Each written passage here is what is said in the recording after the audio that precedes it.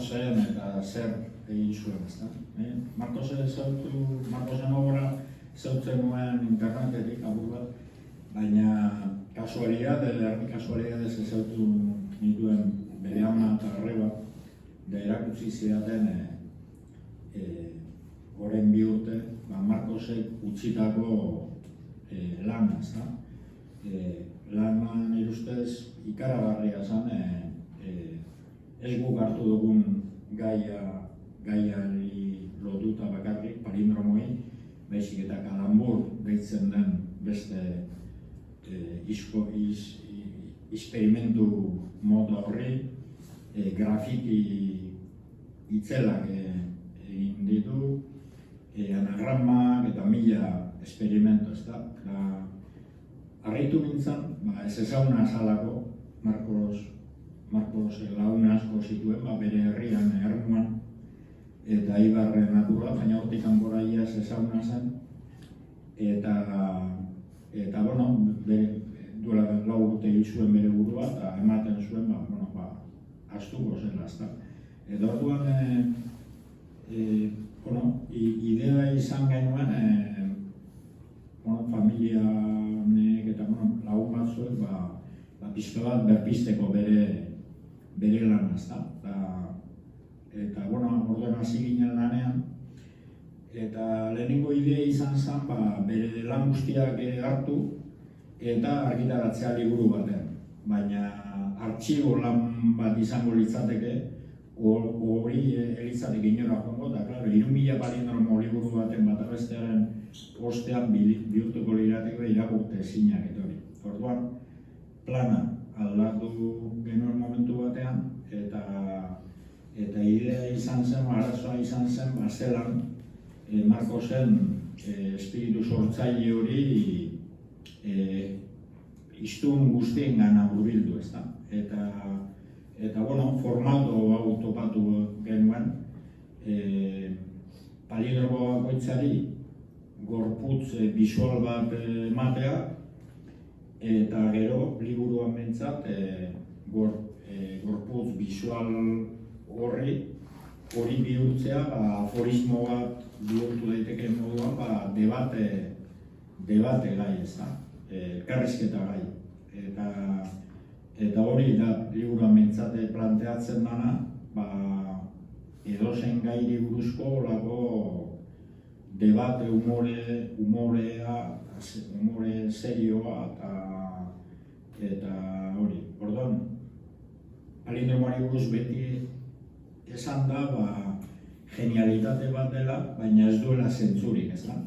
Eta, helburu izan da lan guzti honetan, palindromoa genialitatea izateaz gainera, da deskubrimiento ustekabeko izateaz gainera, izatea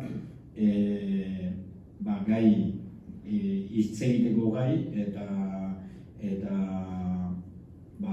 hizkera sortzaile eta kritiko bihurtzea, ez da. Denon hizkuntzara integratzeko aportazio bat, ez da. Eta, alegina hori izan da, humorearen ikuspegitik eta kritikaren ikuspegitik, eta batez be, normalean denak aurreritzekin bizi gara, eta pixka bat gure bizimoduan didugun aurreritziei kuestionatzeko testuak sortzea, ezta? Eta erakusketan horretara doa, erakusketa hau, eta liburua pauso bat gehiago da zentzu horretan, ezta? Gu denon arazoek diren gaia kuestionatzera eta eztabaida gai bihurtzera, ezta? Nik esan nahi nuen, beste ideatxo bat, eta da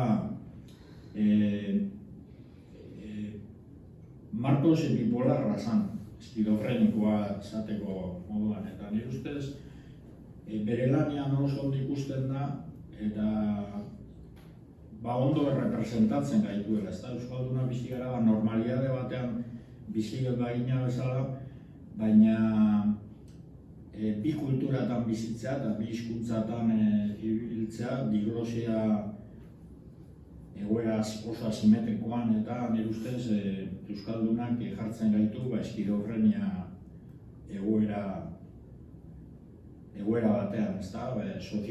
Gizarte bezala, soziolinguistikoki eta alde horretatik ez gara gizarte oso normala, geure burua normaltzat hartzen dugu moduan, baizik eta badaukagu eskizofrenia sozial moduko bat, ezta?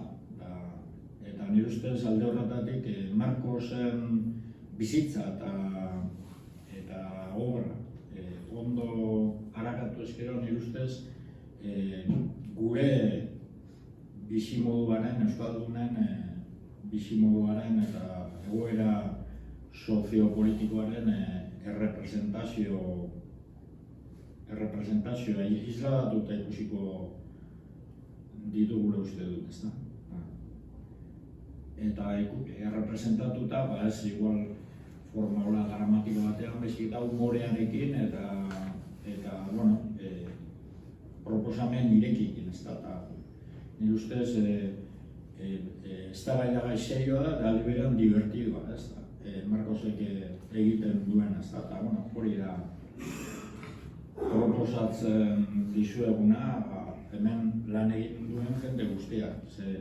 Azken baten, museoan eta liburuan eta hori konturatuko zarete 100 gora pertsona kolaboratu duela, ezta?